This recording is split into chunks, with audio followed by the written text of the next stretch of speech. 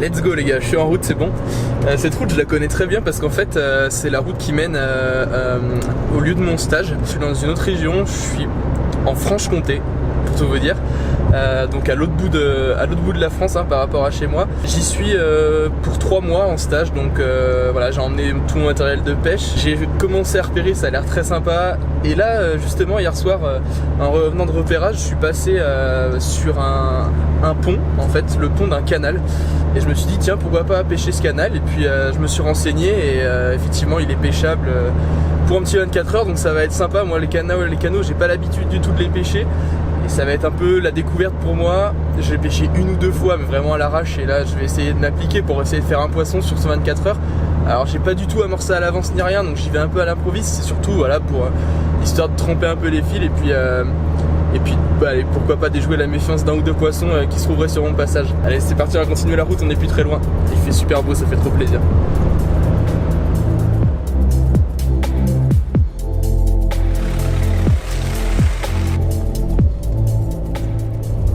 Et voilà, on est arrivé.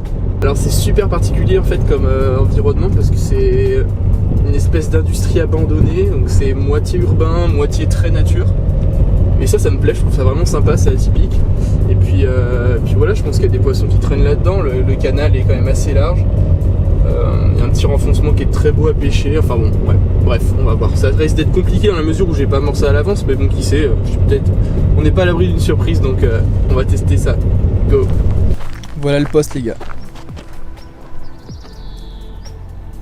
Le poste que je vais pêcher, que j'ai repéré hier soir.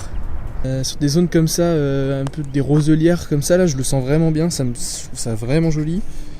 Il y a vraiment moyen je pense de faire quelque chose. Ça semble assez prometteur, je vois une grosse fouille, je sais pas si vous la voyez, en plein milieu des roseaux. Je viens de la découvrir en même temps là. Hop, grosse fouille là, en plein milieu. Ça c'est très très prometteur.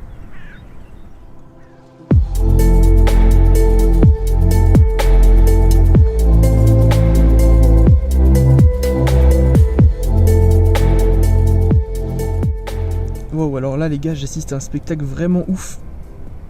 Une série de 5 ou 6 seaux de carpe, pas très grosses, je sais pas, 5 kilos, dans ces roseaux là. C'est assez ouf, franchement je m'attendais pas à avoir autant d'activité là sur un spot que je connais pas, ça fait grave plaisir. Bon, c'était pas un gros poisson mais c'est toujours cool. Quand j'arrive sur un spot inconnu comme ça, le premier truc que je fais en fait c'est sonder.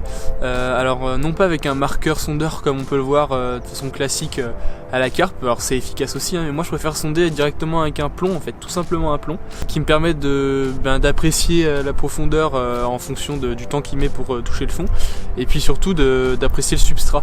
Et ça c'est très important de se rendre compte sur quel substrat on pêche, si c'est de la vase, du gravier ou autre, pour présenter un montage particulier en fonction du substrat et déduire si le poisson peut se trouver ou non sur ce substrat en fonction.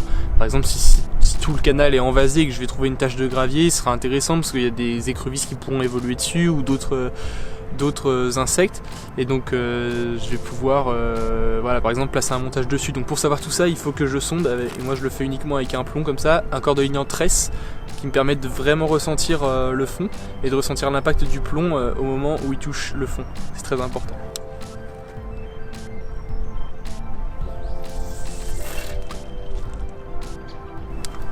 Donc là j'ai quand même pas mal de fond. Et je suis sur un substrat qui glisse vraiment énormément, j'ai pas d'à-coups du tout dans la canne, donc j'en déduis que ça doit être très vaseux, voire du sable peut-être. Bon là cette fois-ci il n'y a pas de doute, c'est vraiment de la vase pure, donc j'ai pêché un poste juste en bordure de roseau et c'est vraiment de la vase pure, mais ça c'est pas un souci puisque j'ai mis une pop-up, donc c'est justement fait pour ça, pour décoller au-dessus de la vase et que la passe s'enfonce pas, donc c'est nickel. Il n'y a pas que de la vase, il y a aussi un peu d'herbier, c'est pas grand chose, c'est pas méchant et c'est surtout sur ma bordure. De toute façon je vais peu pêcher ma bordure, je vais mettre à mon avis une canne en fait à la limite entre le gravier et la vase que j'ai trouvé sur la berge d'en face, donc il doit être à 5 mètres de la berge d'en face. C'est assez courant ça comme configuration sur les canaux d'après ce que j'ai pu lire. En fait les lits des canaux sont assez envasés et les bords remontent en gravier et là ça fait un petit banc qui est assez intéressant. Et puis je vais mettre une canne quand même sur ma bordure mais dans les roseaux. Ça y est, le montage est fait, donc prune ananas.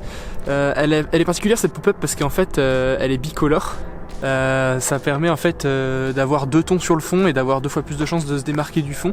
L'eau est assez turbide, donc voilà, je sais pas trop comment l'aborder. Je me dis que au moins avec ce type de pop-up je pourrais déjouer l'attention des poissons, attirer l'attention des poissons, et j'y accompagne un petit stick en fait de billes broyées et de babycom, pardon. En fait parce que ça fait des particules qui vont exploser quand le stick fondra, ça va faire fouiller les poissons juste autour de mon nèche qui est simplement donc cette petite pop-up. Je vais pas amorcer plus, ou alors 5 ou 6 bouillettes coupées en 2, mais c'est vraiment histoire qu'il reste quelque chose sur le coup quand les blancs passent, mais vraiment pas grand chose. Et franchement je le sens pas mal, c'est bien boosté, on va voir ce que ça donne.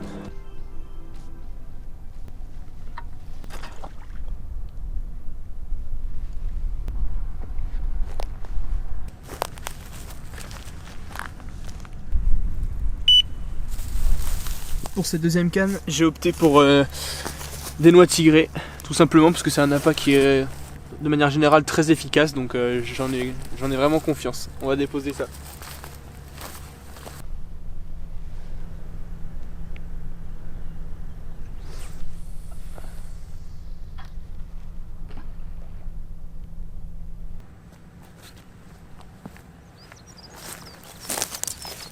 Quelque chose qui n'est pas indispensable mais que j'aime bien faire, c'est couler ma tresse en fait avant de la mettre sur mon pic, tout simplement pour pas qu'elle flotte et histoire qu'elle soit bien plaquée au fond. Ça me permettra de mettre le backlead dans un deuxième temps de façon optimale.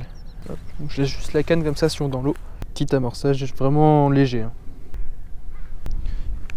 Je préfère ne pas en mettre assez quitte à en remettre plutôt qu'en avoir mis trop.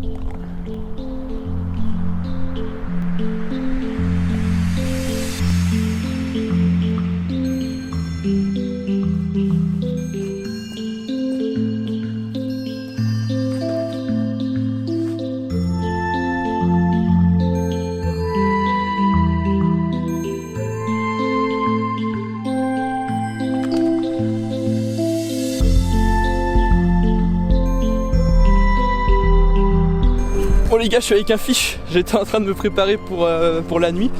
Attendez. Et en préparant mon bed chair et tout, mon couchage, petit départ. Je galère un peu. Ça fait super plaisir.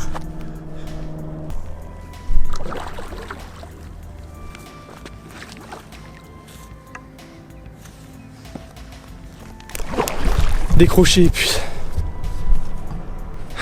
Décroché. Oh non, les boules.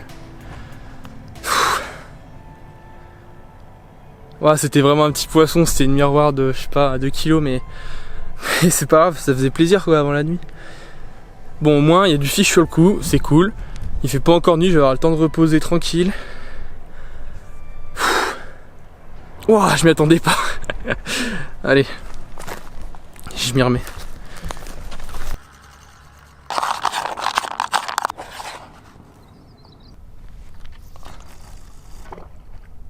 Il va bientôt faire nuit, je vais me mettre à faire à manger tranquillement et puis je vais me poser.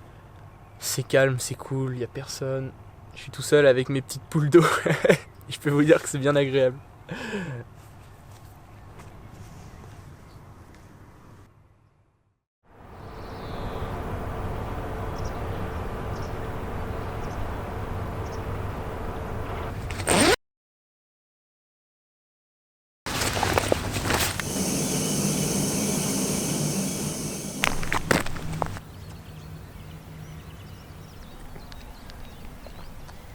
Bon, petit bilan de la nuit.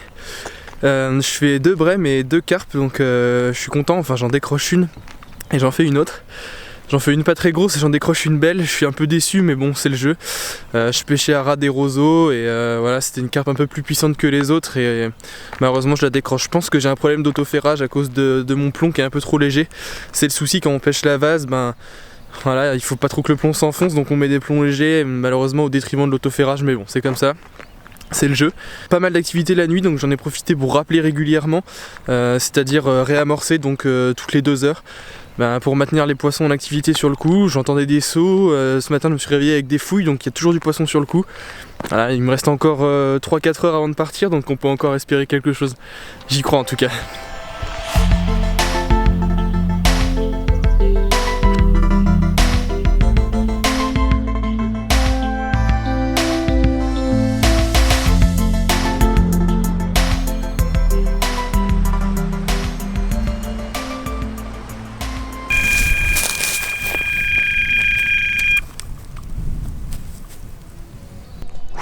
Yes, poisson.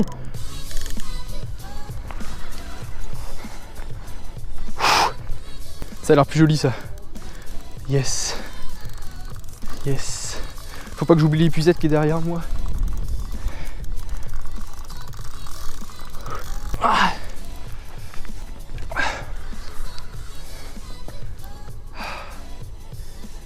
Oh, comment ça fait plaisir. Ah. Hop, elle est dans les roseaux, mais elle sort petit à petit.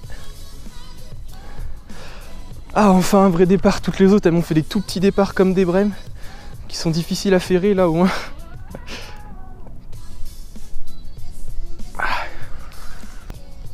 Je pourrais m'approcher un peu plus des roseaux en fait pour essayer de l'extraire, mais le problème c'est que ça me donnerait un angle négatif et ce serait pire quoi. Donc là j'ai profité du fait que je sois vraiment face au roseau. J'étais au téléphone avec mon pote Julien, que vous avez dû voir dans une des dernières vidéos. Je m'attendais pas du tout là, ça m'a surpris. Ouh, c'est un big fish. Ouh, c'est un big fish. Je le voyais pas aussi gros. Oh, ça fait plaisir. Je connaissais pas du tout ce lieu, c'est la première fois que je le pêche. Waouh.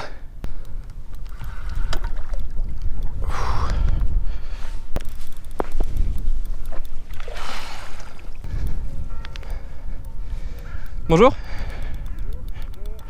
C'est une grosse carpe. Ah.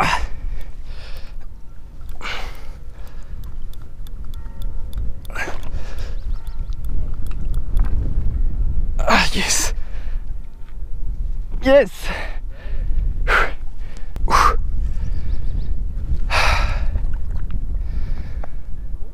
Merci. Ouais, bien sûr, ouais. Je vais faire une petite photo et puis je vais la remettre à l'eau. Ouais, c'est ça, ensoleillé. Bonne balade, merci. Yes.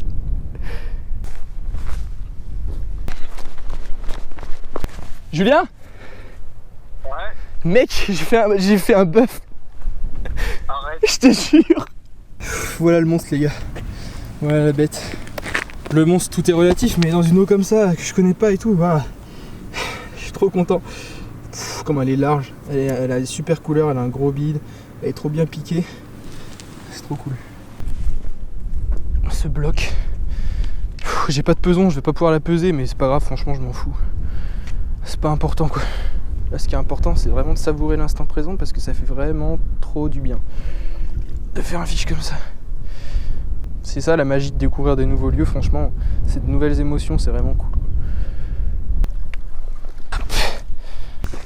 Oh putain. Oh putain.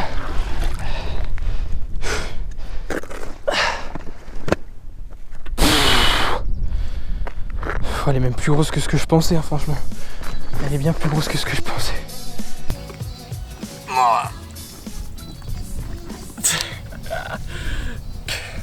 Comme je disais tout à l'heure, nouvelle région, nouveaux objectifs et nouveaux poissons comme comment elle est massive, mais ce poisson il fait du bien quoi.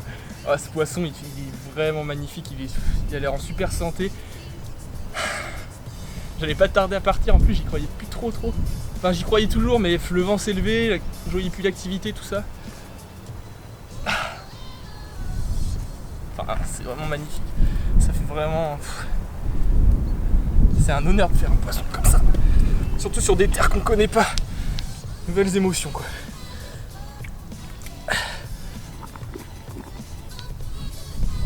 Allez, je vais aller la remettre à l'eau. Elle l'a bien mérité.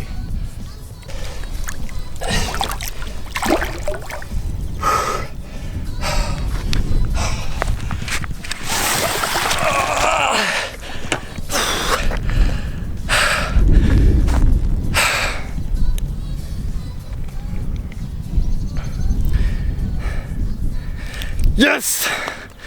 Ah putain! J'ai pas l'habitude moi les gars de faire des gros poissons. Ça me fait drôle.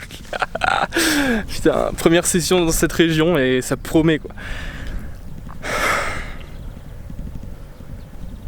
Je sais pas quoi dire, je suis trop content. Je suis trop content. Faut que je mange maintenant, j'en peux plus. J'étais en train de manger tout à l'heure. Yes! Bon bah ça y est les gars, cette session touche à sa fin. Toutes les bonnes choses ont une fin de toute façon et aujourd'hui c'était une sacrée bonne chose parce que j'ai vraiment vécu un super 24 heures en couronnant le tout avec un magnifique poisson. Donc, trop bien, j'ai découvert la pêche en canal finalement. J'ai découvert aussi un canal. C'est des terrains que je connaissais pas du tout, c'est des nouveaux terrains de jeu qui s'offrent à moi et je pense que je vais y revenir parce que c'était super prometteur.